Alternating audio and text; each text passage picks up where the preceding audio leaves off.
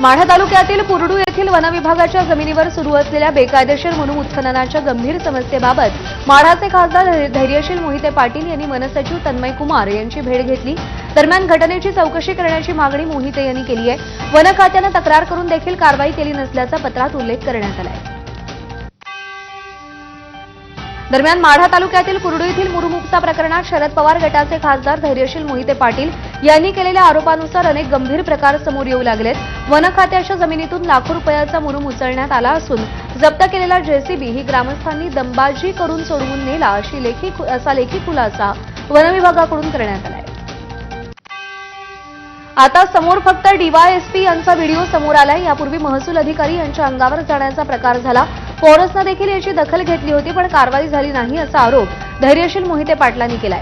Mafia कोण आहेत हे पोलिसांना माहिती आहे। राजाश्रय असल्याशिवाय हे माफिया तयार होत नाहीत असा आरोपही त्यांनी केलाय। त्या ठिकाणी सरपंच व ग्रामसेवकावर कारवाई झाली। एक महिला सरपंच आहे आणि ग्रामसेवक आहेत। म्हणजे हे निष्पाप लोकांना या ठिकाणी बळी दिलं जाते। कर्तव्यदक्ष अधिकारी आहेत। माझी तर मुख्यमंत्र्यांना ही मागणी राहील की आपण कलेक्टर, एसपी, उपवन निरीक्षक आणि त्या ठिकाणच्या डीवायएसपी यांना पूर्णतः मोकळा हात द्यावा। खरे माफिया कोण आहेत त्यांना पुढे आणण्याचं काम नक्कीच डिपार्टमेंट करेल।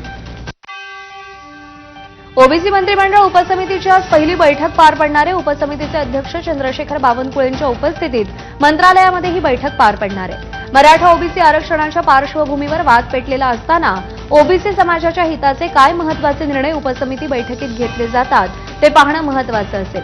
दरम्यान यामध्ये छगन भुजबळ यांची भूमिका आणि इतर ओबीसी मंत्र्यांची भूमिका काय असेल हे पाहणं देखील महत्त्वाचं आहे। राज्य सरकारनं मराठा आरक्षणासंदर्भात 2 सप्टेंबर रोजी एक शासन निर्णय जारी केलाय। मराठा समाजाला कुणबी मराठा प्रमाणपत्र देण्यासाठी हा शासन निर्णय काढण्यात आलाय। मात्र या शासन निर्णयामध्ये अनेक शब्दांवर ओबीसी संघटनांनी आक्षेप घेतलाय।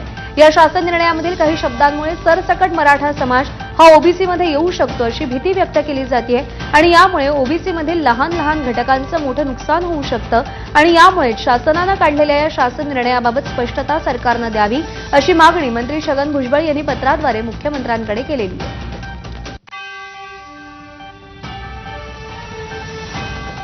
ज्या अर्थी छगन भुजबळ मुख्यमंत्र्यांना पत्र लिहित आहेत, कोर्टात जात आहेत, त्या अर्थी सरकारनं काढलेला जीआर खूप महत्त्वाचा आहे अशी प्रतिक्रिया मनोज जरांगींनी दिली आहे। तसंच सरकारनं हेराफेरी केली तर रस्त्यानं फिरू देणार नाही असा इशाराही त्यांनी दिला।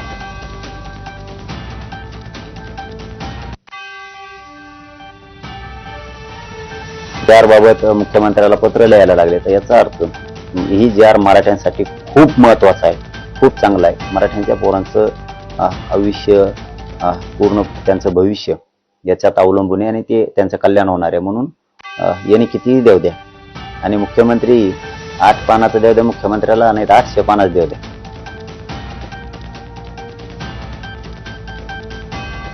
मराठा आरक्षणासंदर्भातला जीआर रद्द करेपर्यंत ओबीसी उपसमितीला मानणार नाही अशी भूमिका आंदोलक लक्ष्मण हाकेंनी घेतली आहे। ओबीसी महासंघाचे अध्यक्ष तायवाडेंना शासन निर्णयाचा कोणता अर्थ कळला ते त्यांनी समोर येऊन सांगावं असं आव्हान त्यांनी दिलंय। ओबीसी उपसमिती हा केवळ सरकारचा डॅमेज कंट्रोलचा फार्स आहे असं त्यांनी म्हटलंय। भुजबळांच्या भूमिकेशी पूर्णपणे सहमत असल्याचं त्यांनी म्हटलंय। तर मुख्यमंत्री फडणवीसांनी ओबीसींच्या उपकाराची परतफेड उपकारानं केली अशी टीका त्यांनी केली आहे। सरकारवरचा विश्वास उडाल्याचंही हाके म्हणतात। रद्द करण्यासाठी पहिला ठराव घ्यावा उपसमितीने की हा जीआर आहे असा रद्द करायचा, तर मग आम्ही ह्या उपसमितीला आम्ही ओबीसींचे मानू। अदरवाईज हा फार्स शासनाचा डॅमेज कंट्रोल करण्यासाठी अजिबात होणार नाही। डॅमेज कंट्रोल ओबीसीला चांगलं कळतंय, ओबीसीला जीआर वाचता येतो। एवढे पण आम्ही दूध घोळे किंवा डोंगराच्या कुशीत राहणारे नाही आहोत। कुणबी प्रमाणपत्र वितरण करण्यासाठी प्रशासन स्तरावर हालचालींना वेग आलाय। गाव पातळीवर गठीत केलेल्या समितीचे प्रशिक्षण आणि कार्यशाळा आयोजित करण्याच्या सूचना मराठवाड्यातील 8ही जिल्ह्यांच्या जिल्हाधिकाऱ्यांना देण्यात आल्यात। या समितीमध्ये ग्राम महसूल अधिकारी, ग्रामपंचायत अधिकारी आणि सहाय्यक कृषी अधिकारी सदस्य असतील। या सदस्यांसाठी प्रशिक्षण सत्र आणि कार्यशाळा आयोजित करावी अशा सूचना देण्यात आल्या। मराठा समाज, बंजारा समाज, धनगर समाजानंतर आता धोबी समाजानं आपल्या अनुसूचित जाती प्रवर्गात टाकण्याची मागणी केली आहे. मुख्यमंत्री देवेंद्र फडणवीस यांना पत्राद्वारे त्यांनी ही मागणी केली आहे. सध्या धोबी समाज हा केंद्रीय सूची आणि राज्य सूचीमध्ये इतर मागासवर्ग प्रवर्गात आहे. मात्र 1960 पर्यंत हा समाज राज्यामध्ये अनुसूचित जातीय प्रवर्गात होता. आजही देशातील 11 राज्यात आणि 3 केंद्रशासित प्रदेशात धोबी समाज हा अनुसूचित जाती या प्रवर्गात आहे. त्यामुळे महाराष्ट्र राज्य धोबी समाज समन्वय समितीनं राज्यामध्ये धोबी समाजाला अनुसूचित जाती या प्रवर्गात समावेश करण्याची मागणी केली आहे.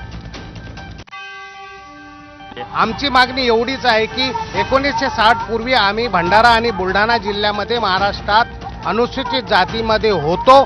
ती आम्हाला पूर्ववत समाविष्ट या 2 जिल्ह्यामध्ये करा आणि 1996च्या घटना अमेंडमेंटची अंमलबजावणी करा. एका जिल्ह्यात असेल तर संपूर्ण जिल्ह्याला द्यावं लागते महाराष्ट्राला.